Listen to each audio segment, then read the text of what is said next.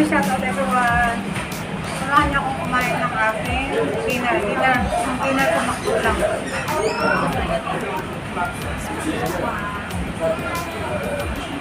Para wala masyadong pila.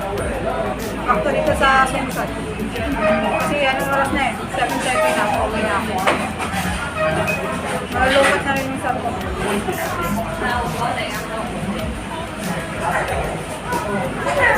Kain tayo guys.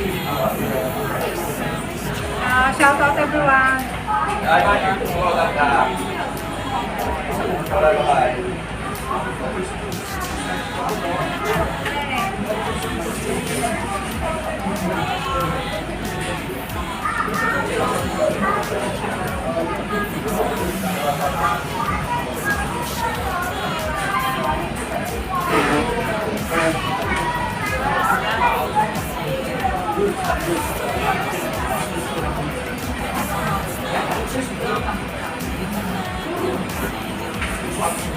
Hindi na naman ako kumakain ito.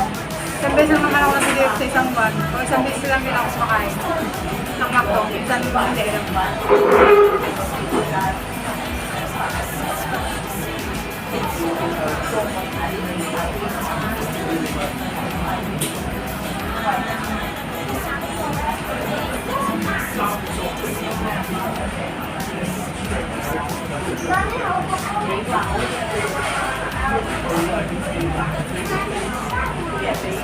Kanina, libre yung lunch ko.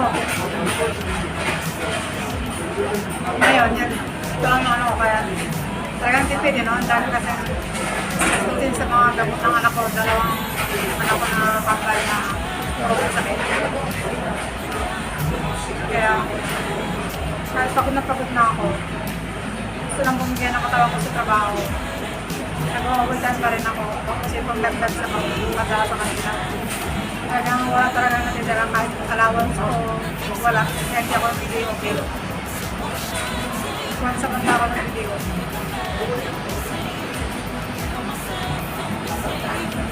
Ang hirap kung hindi porket OFW kami, marami kaming pera noon. Talagang marami akong pera noon. Pero nung yung sunod-sunod ng na-operan yung anak ko at saka dati halos buwan-buwan na lang yung na-hospital. Minsan nga 2 beses sa isang buwan. Tapos, maintenance pa ng anak ko sa may sakit sa heart. 3 yung maintenance sa gamot. Ako mamahal. 3 times a day pa yung isa, 20 pesos ang isa, 3 times a day sa magkabili sa isang buwan.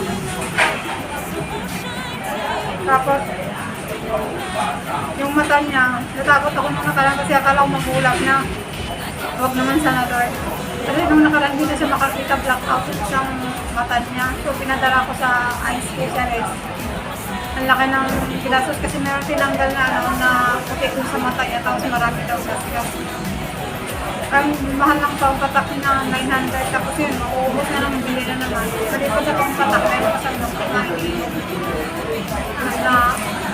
para sa mata niya. Ano dyan, malipas sa gamot sa mata niya. Yung gamot niya pa sa rheumatic niya, saka yung pain-flavor niya. Yung maintenance niya ang 3 para sa yung daming gamot na ininom na anak ko ng grabe. Pero alam kong may mga side effect yung gamot na maininom.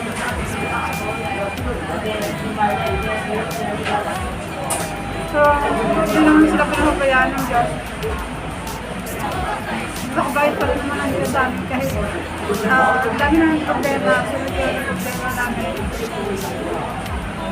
Nandun lagi si Lord help us to provide our needs. Kahit na po ako sa pagkakas namin sa pagkakas ko. Buti na meron ng kasang kaibigan na sa akin na pera na wala yung pero napakalapit niya ako sumabot. Pero kung mababayaran ko hindi dahil sa tulong niya talagang wala. Talagang gagawin.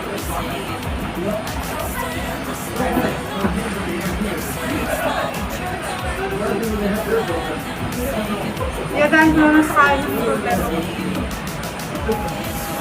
Minsan pa nag-video pa ako. Nakita lang ako, naglalakad-lakad ako. Parang ma-relax mo yung isip ko ba.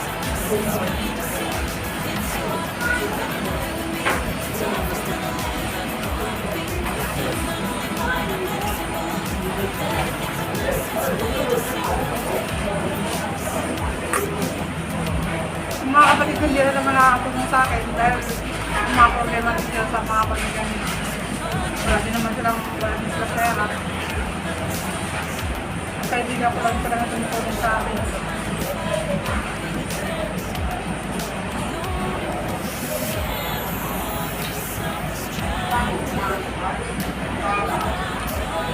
Pero nung kung may plano kong Diyos na marami mo kami mga pusok ko yung market peso na alam ko may plano yung Diyos para sa magandang buhay balang araw. Malalagpasan ko ito na malalagpasan ko ito na. Kaya dahil na rin sila na naman ako ba kwento na naman ako ng aking masasabi ko sa pagkakanda yung mga ikukwento ko sana mga boss ko sa kaibigan na dadala. Ito lang yung order ko kung makaya ko ng long cheeseburger.